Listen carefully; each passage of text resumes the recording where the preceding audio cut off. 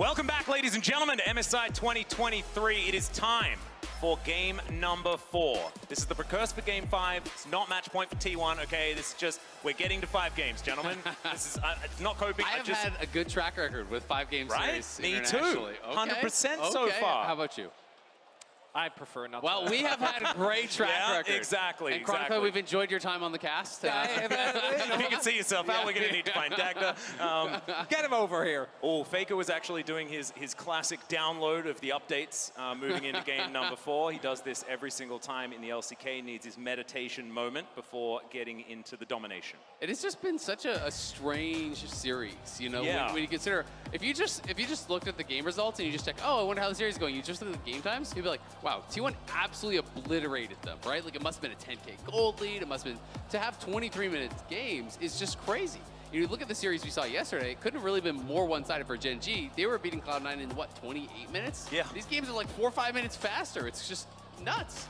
I love the adaptation here from JDG. I think the Cassante is such an incredibly annoying champion to deal with. We saw how much impact Faker had on it, and it takes away so much of the space that an AD carry gets to have in team fights. You were actually one pointing it out, so the amount of like flash Q freeze that Faker was able to hit was huge. A lot of adaptations here because this does mean that the Rakan will be open, but the Lulu gonna get taken away here as well. Yeah, likelihood as well for an Annie flex type situation is a little bit higher as well with how much people have been favoring this Lulu. There's an opportunity for Knight to hold on to his mid pick and just put the Annie on the bottom side of the map. But not likely because Knight has been so good on the champion. We'll see where T1 are going to go without the Cassante available. I mean, obviously, you know, the last fight didn't go well for him, but prior to that, he had been having a really good game on the Annie as well. Faker, though, was outstanding on the Cassante. We were kind of talking about it. Feels like he's warming up into the series. Game 1, not so good. Game 2 was okay, and Game 3 was really impressive from Faker on the Cassante. You know, the roam bot, finding the angle, getting a trade kill, surviving, finding these Q3 flash plays where he's flipping in, where he's threatening Ruler. Is just making it really hard for Ruler to actually find space to get damage out. And you guys have talked about that range differential between the Aphelios and the Jinx, and it does feel like that has been critical in a lot of these fights where you have to be so far back to not be getting threatened. Well, now once again, we're going to have that Wukong available. It's been banned away from Kanavi in so many of these games, and the engaged trio of Annie, Rakan, Wukong is going to come through. It does mean that Xayah is likely to be banned away, so not going to have the lovers duo there towards the bottom side. But Ruler, he's played quite a few Rakan compositions there towards the bottom side of the map, and we'll see what he does have in store for us as Tahm Kench, immediate response to that Rakan pick. I mean, I love that. Look at what they're showing. Their first 3 picks are all dive, right? It feels like JDG came away after that game and they said, the problem is we haven't been able to get to Guma. We need to be able to threaten the backline. We need to be able to put the pressure on him that they're putting on Ruler in these 5v5s. Tahm Kench kind of denies a lot of what they're looking for here. I mean, you saw even in the previous final fight of the game, between the damage that Kanavi and 369 were able to output, Guma was like at like 10% HP, right? They were very close. If he goes down, team fight might go completely different. So I do understand now this is so much of the pool taken away here, and something like Aphelios can really struggle, I think, specifically into the Nautilus when you have the point in ADC to take him down. Absolutely, and no Enchanter, you know, no real peel that has been drafted thus far. You know, where will Ruler go? Will he risk something like an Aphelios? Will he go for a much more defensive pick? You know, things like Ezreal, you have seen paired with this a lot around the world, but like it's such low damage, I don't think it would really work. For JDG though, don't forget how lopsided that Annie versus Nautilus matchup was, right? And particularly now with the Kindred locked in, looks like we're going back straight to that. Oh man, if this is Kalista Rakan, like Ruler and Life together were just unstoppable with these 2 champions. But nope, it's not going to be that. We're looking at 200 years himself, and Ruler has been pretty good on this pick at the moment. Pretty high stock on the Aphelios, and we'll see what they do lock in for that last pick. And to be fair, there's not really any dive on the T1 side. There's the ultimate, but this is kind of the same problem that T1 ran into with their composition in the first game. Obviously, it's not a Braum to close the door. Malphite would change that up. Yeah, that's a bit of dive. He needs a dive buddy. Like, there needs to be someone to go in with Faker, or Faker will just be on this one. What do you mean? It's the Keria Kench. Why are you laughing at me? That's what a missile dive is for. It's a different beast. You're right. I love the team fighting core from JDG, and I think they have exactly the same setup, although even stronger now added with the Rakan. that T1 was unable to get anything done with, right? Also, that's an 0 and 0-7 7 for Malphite, so Malphite. good luck with that one, Zeus. It's the 07. Yeah, not looking too hot. Specifically, the way that they were able to stack CC on top of Oner and never give them the opportunity to land Respite. They didn't even need to use your cause to knock people out of it because Oner barely got to use it. Yeah.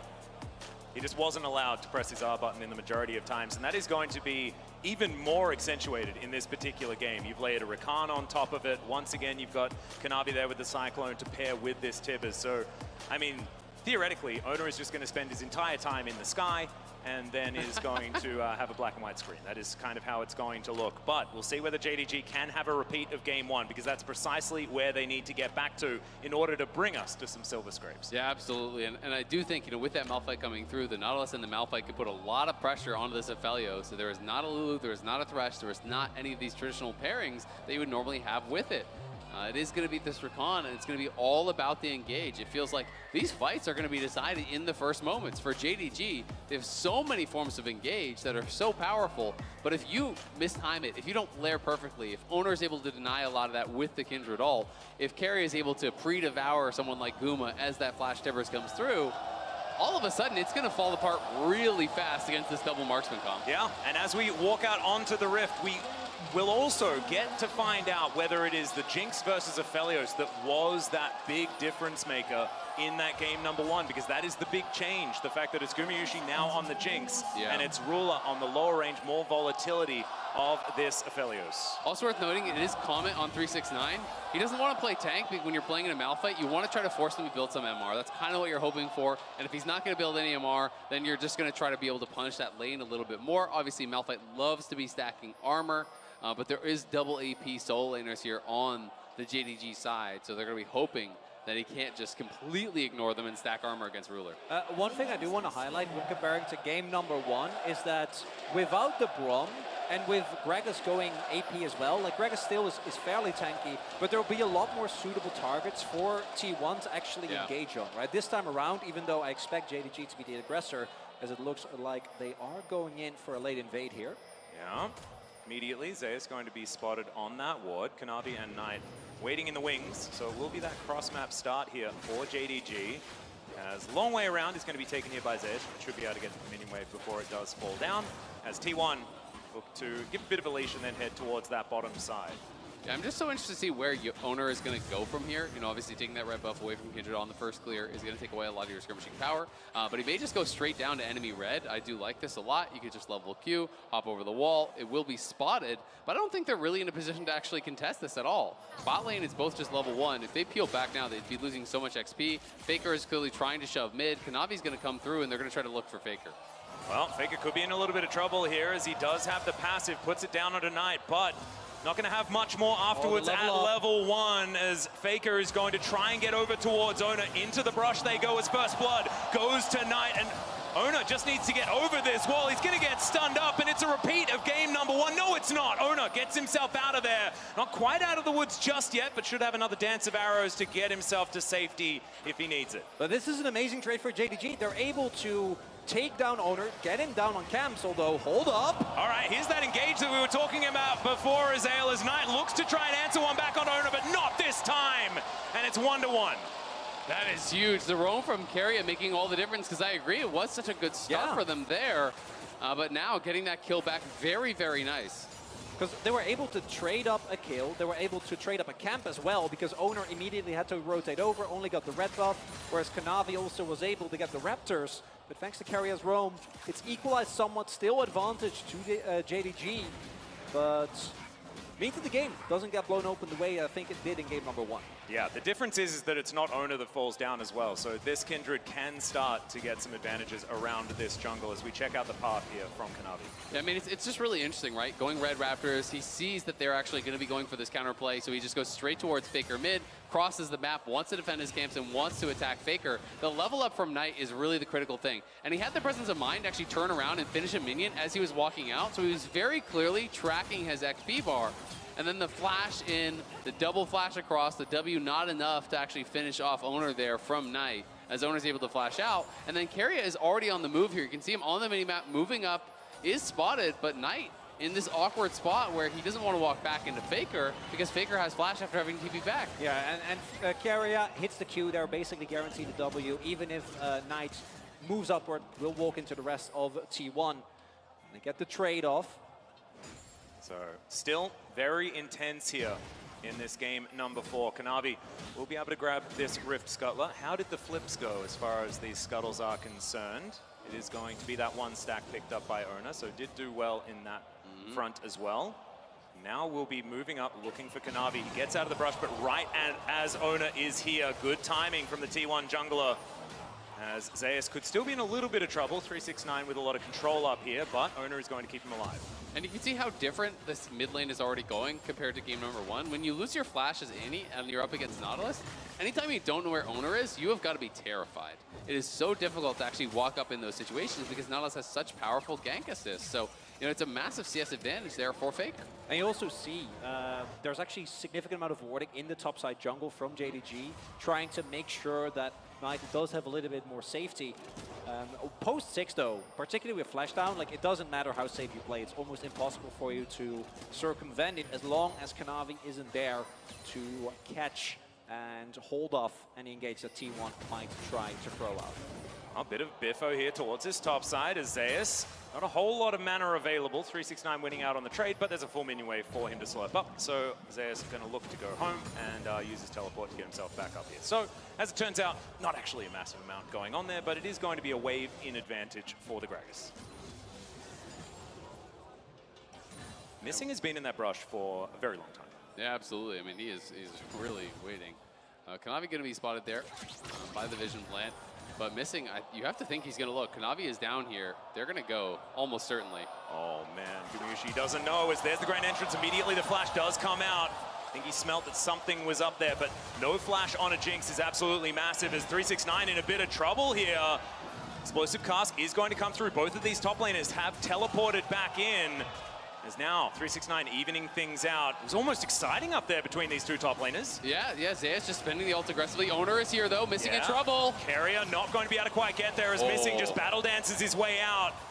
No abyssal dive to be able to pick up any more knockups, and that is going to mean that JDG will survive. Meanwhile, 369 in trouble once again, but does have some barrels and a belly and will be all right. And actually, we didn't catch this on camera, but Zeus tried to abyssal dive over the wall when the play on Guma was coming through and wasn't actually able, so he had to walk around, which means he was just a few seconds late. And then as a result, Gumayusi was forced to flash. So now T1 still going to try and look for this first dragon, will be the mountain.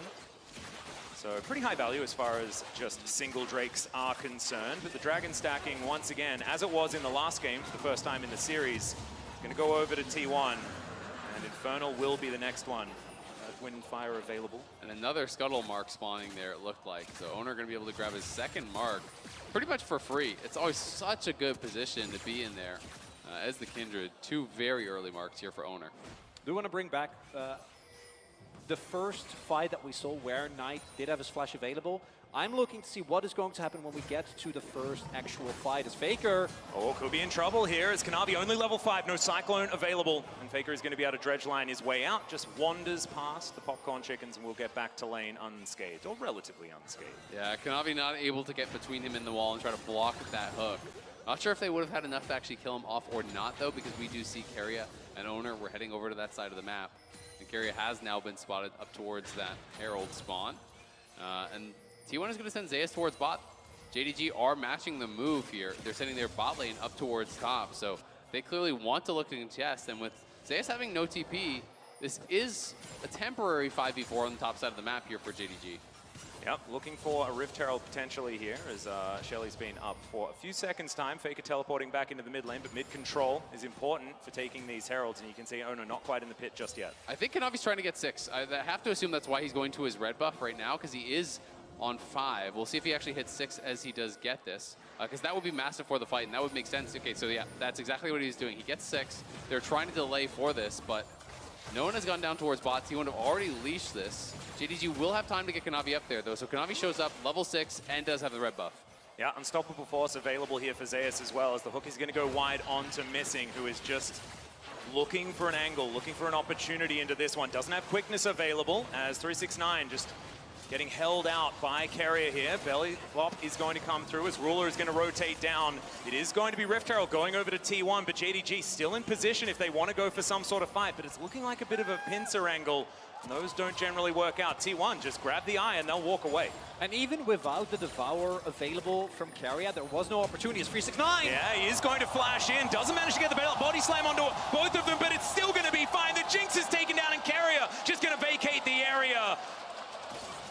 T1 get caught completely off guard.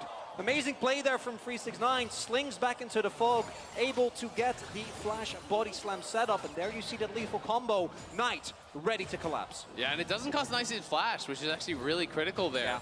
Yeah. So he will still be able to hold on to that. It is a trade of flashes between Keria and 369, but they get the kill. Oner now looking for the dive here. TP comes in response immediately from Knight. Yep, Faker holding onto the depth charge actually, not wanting to use it preemptively, and Oner is just going to skip by.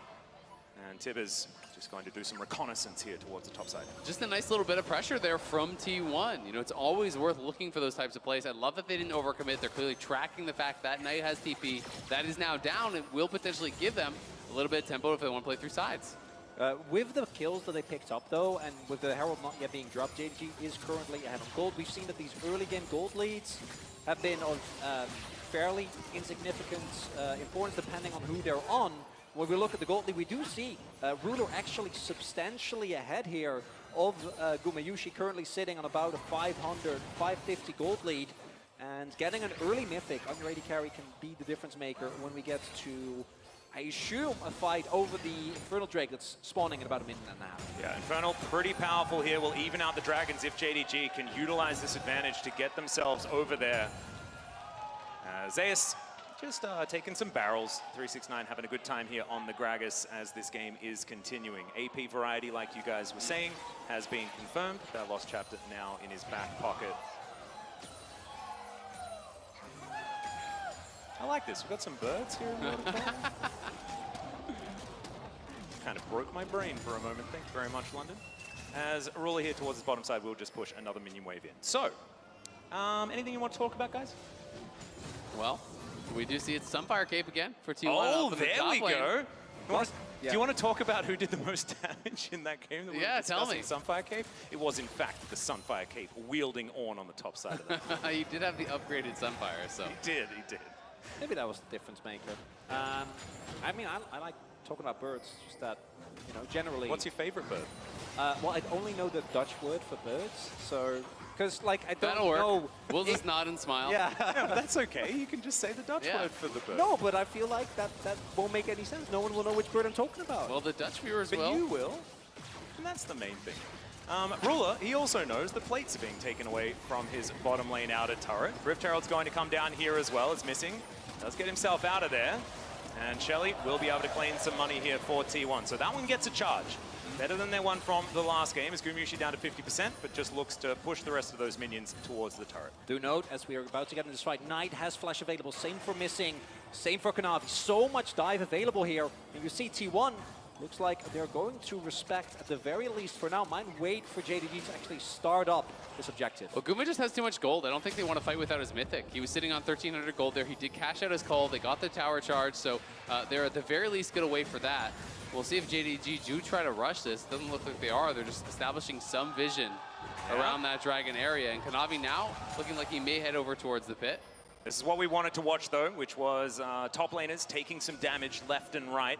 It is going to be Sunfire Cape completed. Everfrost done as well for 369. So battle items at the ready here for our Malphite and Gragas. Faker could be in a little bit of trouble here as the Grand Entrance does come down. Hook is going to try and mitigate some of that CC as they look to turn it around. Battle Dance gets missing out of there, though, and Oner's not going to be able to follow up on that one.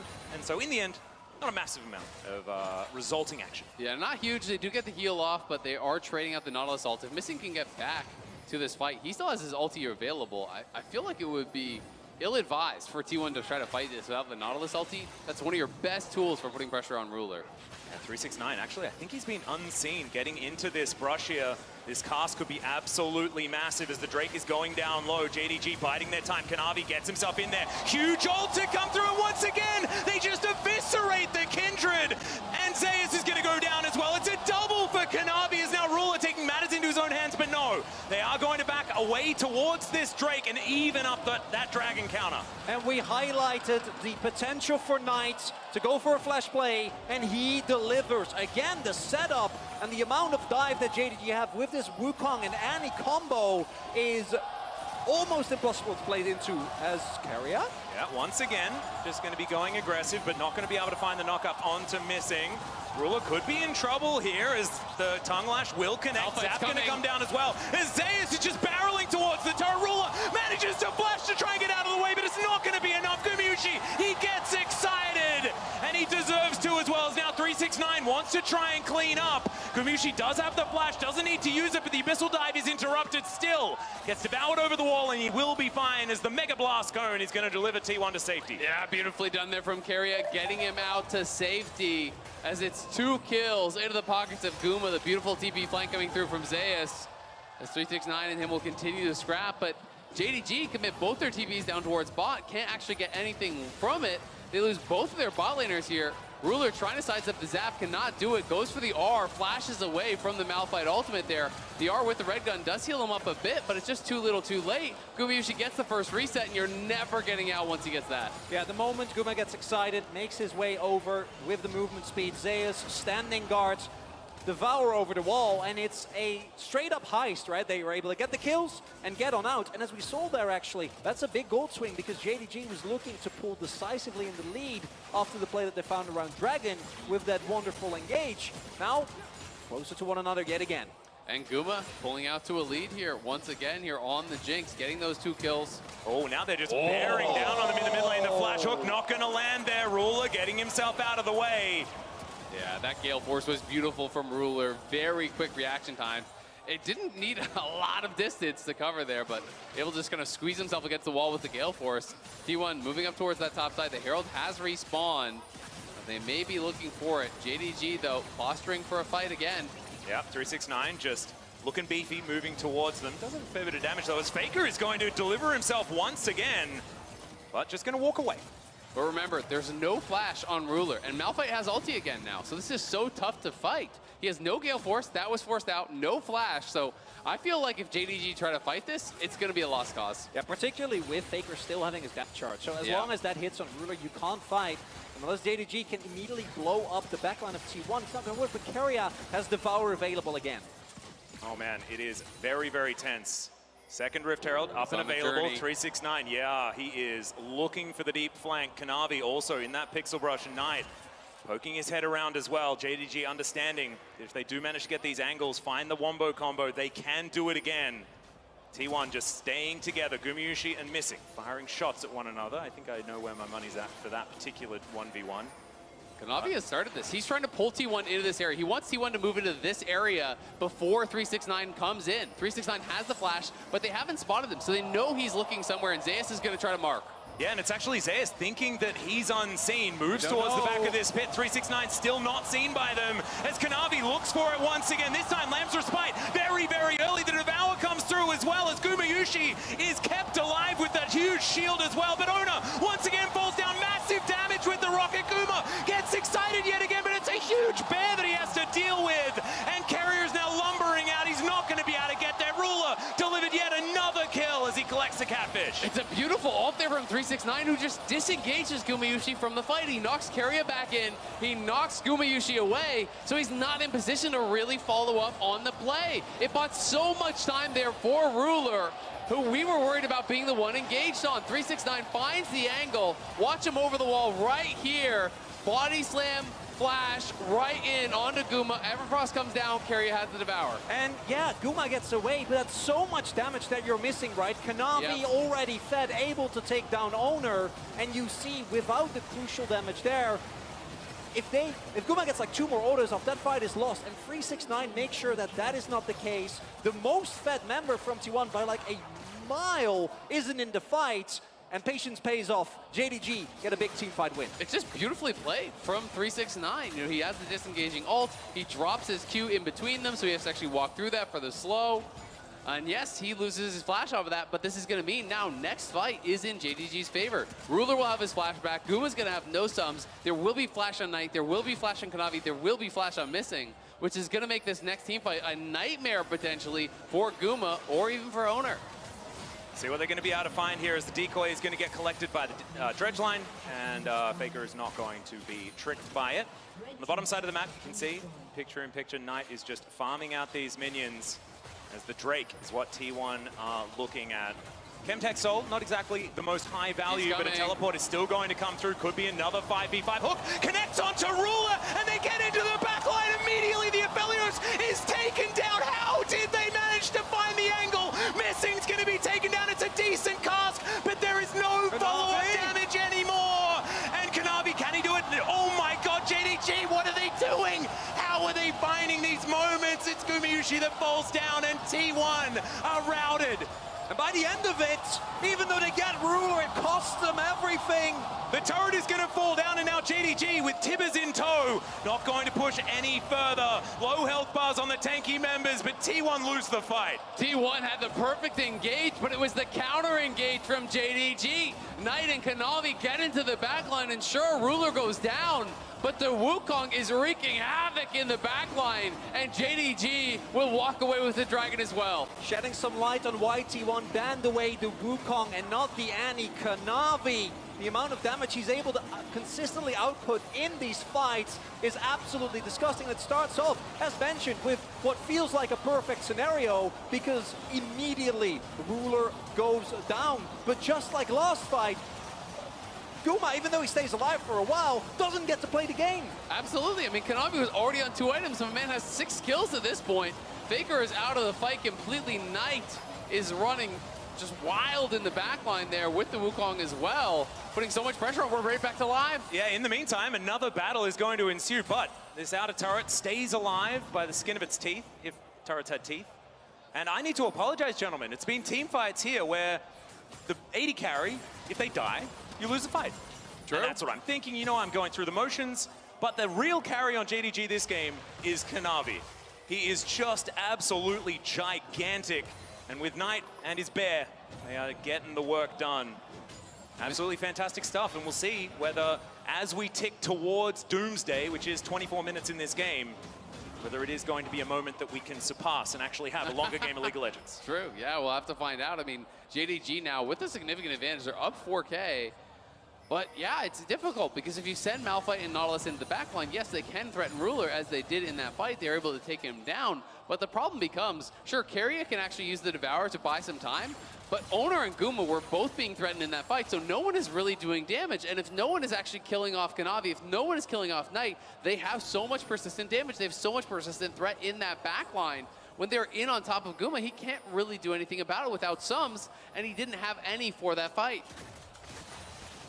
It's just been answered by JDG so far. Knight also now with the Void Staff in hand.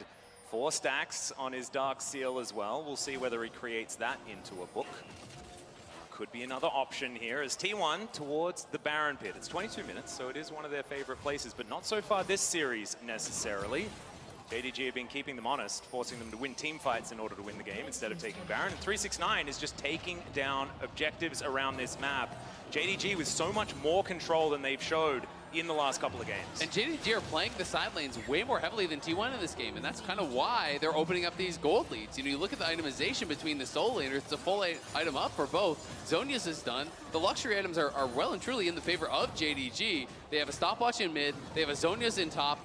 It is really kind of all on Guma, as all eggs are in the Gumayusi basket here on T1 side. Everyone else, I think, is a lot weaker than their counterpart. Yeah, it's about a 1,500 gold deficit for everyone in the top half. Obviously, Kanavi even further ahead, almost approaching 2K. The only one with a gold lead is Guma, and as JDG is showing, you don't even need to kill him. As long as he isn't autoing, that's enough for now. And I think the one exception is if T1 is actually able to start off a fight, but JDG isn't letting them. And considering the comps, that makes a ton of sense. But I mean, can you even look for a fight right now? Stopwatch, Zhonya's, like, it feels so hard to really go into this next fight with confidence as T1. You know, the only real target there is Ruler, who does have his sums available now. We'll see what JDG decide to do with this advantage that they've created for themselves. Right now, hanging out in this mid lane, teleport is going to come forward as Faker turns up. Oh man, that hook, it may not have necessarily been the best for T1. So Faker going to miss that one. We'll never know as Knight towards his top side, clearing out vision. Back into Fog of War is the Annie. And JDG looks like they don't like it. They don't like this particular angle. I'll wait for another one before they start up their fight. But JDG are pretty split now. Ruler is very far from the rest of the team, so do T1 try to pull the trigger on that top side. 369 is wrapping around, he's nowhere near. Now the hook is going to land, missing, not taking too much damage though as T1. They have set themselves up in this death ball, but JDG able to get themselves back into position. Yeah, and if T1 are going to play as 5, they've got to be so clean on their engage. They have to attack one side of the flank from JDG. Well, there's the flash. Timbers comes down yet again, but this time he manages to get off the Lamb's respite. The charm is fantastic though. They take down the Rakan, but there goes the Kindred as well. Double kill for Knight as now Keria trying to save Gumayusi, and he does. As Faker is now just keeping everyone frustrated. Zeus went down as well. Another fight for JDG. Faker will cut the wave, so there's no chance of an end. They're just going to go straight to the Baron here and look to take it. T1 have been devastated by Knight's Annie once again. This man has been the difference maker. Finds the multi-man Tibbers. Despite Oner living to actually get off his ulti, it just didn't matter.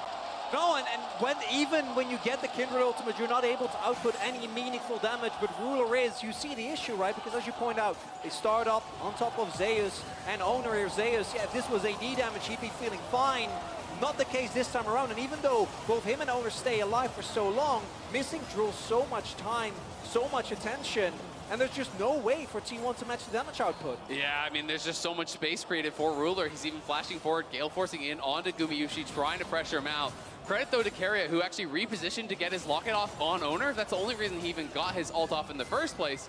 Didn't make a difference in this fight, but it's those little things that can change these games. We've seen so many fights decided by the smallest of margins. It is JDG, though, now extending their gold lead further and further. They will move to Soul Point. They will collect some of these tier 2s. T1 is trying to trade back top, but they're losing tier 2 bot, they're losing tier 2 mid, and JDG are on the march. These minions are synced up. They're going to be crashing at the same time in 2 lanes. Yeah, this is taking Dragon and 2 inner turrets in trade for an outer on the top side of the map. I think I have an idea about who that favors. 6,000 gold now the lead for JDG, bearing down on T1. Not one of the last 2 games that we've seen, which just seems to be over in the blink of an eye. This is just JDG suffocating T1 out of this game. And we talked a lot about Knight, right, and his flash. The same goes for the T1 comp, I do think. Particularly at this level, it's not like Zeus can start a fight unless you are only doing it to force a summoner. So it's up to Faker to go in for a flash hook, a flash ulti, a flash auto. But as long as that is not available, you see the JDG with how much confidence they just move up in sides, move up on the map, because they know very well for T1, it's hard for them to engage in, and that's not even counting, as you mentioned, Azael, double or 1 Zhonya's, 1 stopwatch, and a GA, and now Ruler also picked up. So even the one guy that it seems like you have to take down now can't be taken nearly as easily. That's what's so difficult about it, right? Because we talked about, in the draft, JDG playing a much squishier composition here. There's more angles for T1 to find those fights. There's more targets that are viable. But at this stage, it's no longer really true, as these guys are completing all these luxury items, all these defensive items. And when you're on the T1 side, when you're down in gold, you cannot afford to go defensive. You've got to just maximize your damage. You've got to be able to try to find a pick. And it's Faker. Speaking of picks, yeah, Faker in a whole lot of trouble. Keria going to have to use his Devour on the Nautilus. He just gets thrown around, flashes away. The Abyssal Dive's going to get Keria out of there, but Faker is well and truly down, and JDG will just turn it immediately into this inner turret and maybe this inhibitor as well. And they're going to lose bot tower. This is incredibly low already, so 369 will be stepping forward as they show 4 top.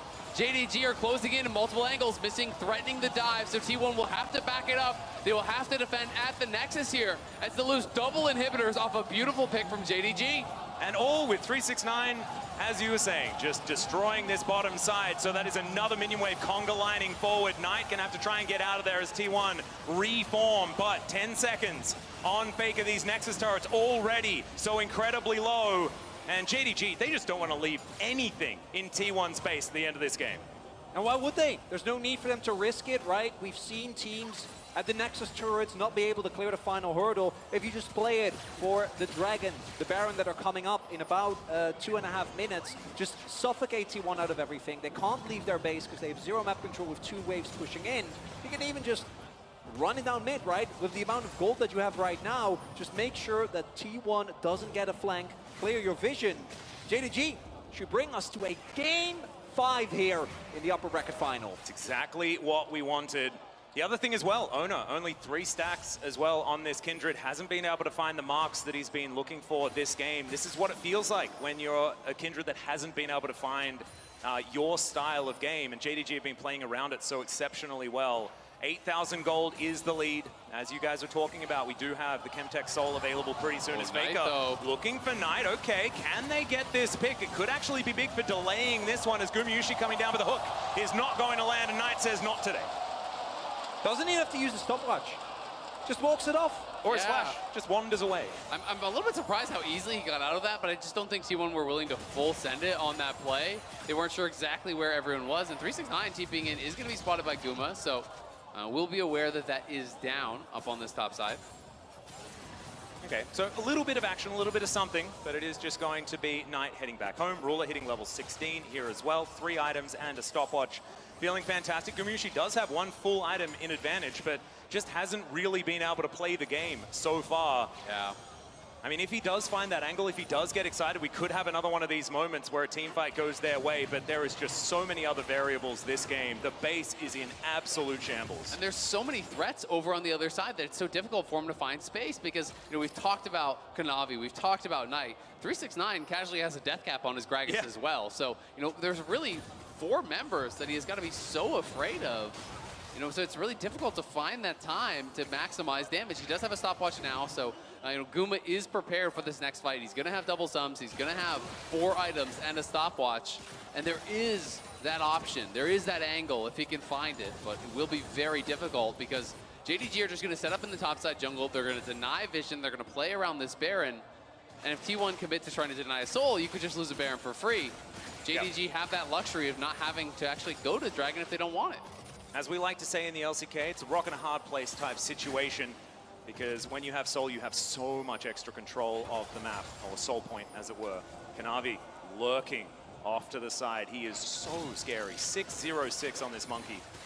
But T1 is moving in. If they don't do anything, they're just gonna lose the game, right? Like both. Yeah. 369 and Knight are just shoving. They both are Knight is teleport as well. And Kanavi, oh, he's gonna find Gumayusi! He's gonna have to go into his stopwatch, and now Zeus finds an ultimate, but these Nexus turrets are going down, and the Jinx is as well! This game, ladies and gentlemen, I think is just over in this moment. We're not gonna get another team fight because JDG will deny it, and they will bring us to game number 5! JDG find the pick. They dismantle T1 in game number 4 here. They are charging the Nexus, and we are gonna get it. It's Silver Scrapes again. This is what we do here. We bring 5 games of League of Legends as JDG looking to grab a few kills here towards the Nexus. Oner and Faker just lurking on their fountain, watching as things go on. Oner is going to be able to get that ult off, but it's not going to matter because this Nexus, after they get a couple of kills, will go down and JDG stay alive in the series. And yeah, give us that zoom in on Kanavi because that man's Wukong was a force to be.